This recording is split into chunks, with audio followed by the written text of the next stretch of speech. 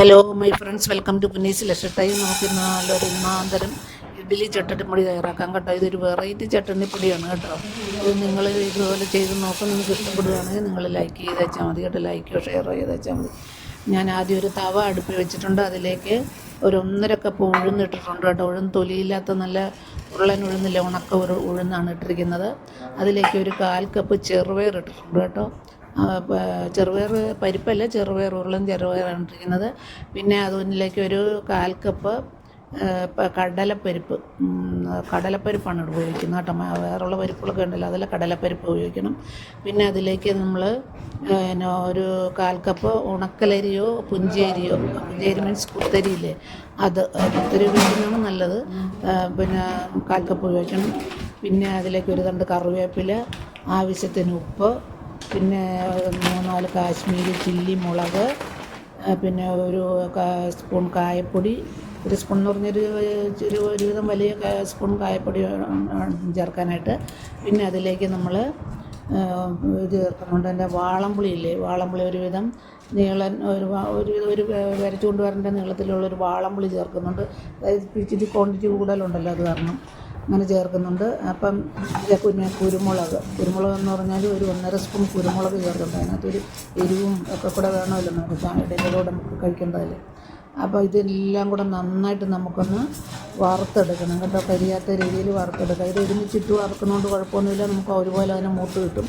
മറ്റ് സെപ്പറേറ്റ് വറുക്കിട്ട് മാറ്റേണ്ട കാര്യമൊന്നുമില്ല. ഇത് ഒരുമിച്ച് തന്നെ തവ നന്നായിട്ട് ചൂടാകുമ്പോൾ ഇത് ഇട്ട് കൊടുത്ത് ഒരുമിച്ച് തന്നെ വറുത്തെടുക്കാം കേട്ടോ. അപ്പം തവ നന്നായിട്ട് ചൂടായിട്ട് കഴിഞ്ഞിട്ട് വേണം ഇത് ഇടുകയാണെങ്കിൽ നമുക്കിത് നന്നായിട്ട് അതേപോലെ വറുത്ത് മൂത്ത് കിട്ടും കേട്ടോ. അല്ലാന്ന് ചിലപ്പം ഓരോന്നോരോന്ന് ഇട്ട് വറുത്ത് വരിയാലും മതി. അതിലും നല്ല ഇങ്ങനെ ഇട്ട് വറുത്ത ഒരേപോലെ നന്നായിട്ട് മൂത്ത് കിട്ടുകയും ചെയ്യും കേട്ടോ. അപ്പോൾ അങ്ങനെ ഞാനതെല്ലാം കൂടി ഇട്ടിട്ടുണ്ട്. അത് നന്നായിട്ട് ഇളക്കി മൂപ്പിച്ചെടുക്കാം നമുക്ക്.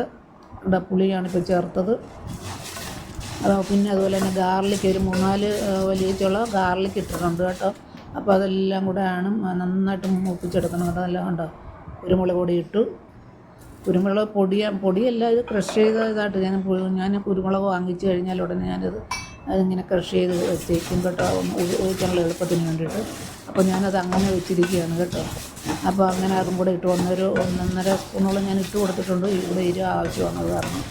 പിന്നെ കാശ്മീരി ചില്ലിക്ക് അധികം എരിവ് കാണത്തില്ലല്ലോ, എന്നാലും ഉണ്ടതിന്. എന്നാലും 1.5 സ്പൂൺ അതുകൊണ്ടാണ് ഞാൻ കുരുമുളക് പൊടി ഇട്ട് കൊടുത്തിരിക്കുന്നത് കേട്ടോ. അപ്പോൾ ഇതെല്ലാം കൂടെ നന്നായിട്ടൊന്ന് മിക്സ് ചെയ്ത് കൊടുത്തിട്ടുണ്ട്. അങ്ങനെ നന്നായിട്ട് മൂപ്പിച്ചെടുത്തതിന് ശേഷമാണ് നമുക്കത് നന്നായിട്ടല്ല ഭക്ഷണം പോലെ പൊടിച്ചെടുക്കരുത്. ഒരു തരിയുള്ള രീതിയിൽ പൊടിച്ചെടുക്കണം കേട്ടോ.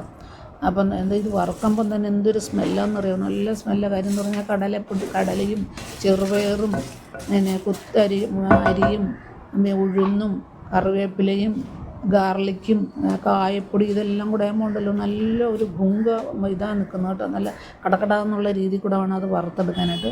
വറുത്ത് തണുത്തതിന് ശേഷം ഒരുപാട് തണുക്കരുത്, അതിന് മുമ്പായിട്ട് തന്നെ നമ്മൾ മിക്സിയിൽ നമുക്കൊന്ന് പൊടിച്ചെടുക്കണം. തരി ഉള്ള പോലെ പൊടിച്ചെടുക്കണം കേട്ടോ. അതിന് ശേഷം വേണം നമുക്ക് നല്ലെണ്ണ ഉണ്ടല്ലോ, എള്ളെണ്ണ ഉപയോഗിച്ചിട്ട് വേണം ഇത് നമ്മൾ ചാലിച്ച് നമ്മൾക്ക് ഇഡലിയുടെ ഒപ്പം കഴിക്കാനായിട്ട്. നല്ല ടേസ്റ്റാണ് കേട്ടോ. നിങ്ങളൊന്ന് പരീക്ഷിച്ച് നോക്കിക്കേ. ഞാൻ കായപ്പൊടിയൊക്കെ അല്പം കൂടുതൽ ചേർത്തിട്ടുണ്ട്. അതായത് ഇതിൻ്റെ കായപ്പൊടിയുടെ ഗുണവും പിന്നെ ഇതെല്ലാം കൂടെ നല്ലൊരു പ്രത്യേക ടേസ്റ്റാണ് കേട്ടോ. കുരുമുളകും കറിവേപ്പിലയും ഗാർലിക്കും എല്ലാം കൂടെ ഉണ്ട്. ഞാൻ കരിയാത്ത രീതി വറുത്തെടുത്തിട്ടുണ്ട്. ഉഴുന്ന് എല്ലാം കൂടെ ചേർത്തുണ്ട് വറുത്തെടുക്കുന്നത്. അത് കാരണമാണ് ഒരു കളർ ചേഞ്ച് പൊടിക്കുമ്പം കിട്ടും കേട്ടോ.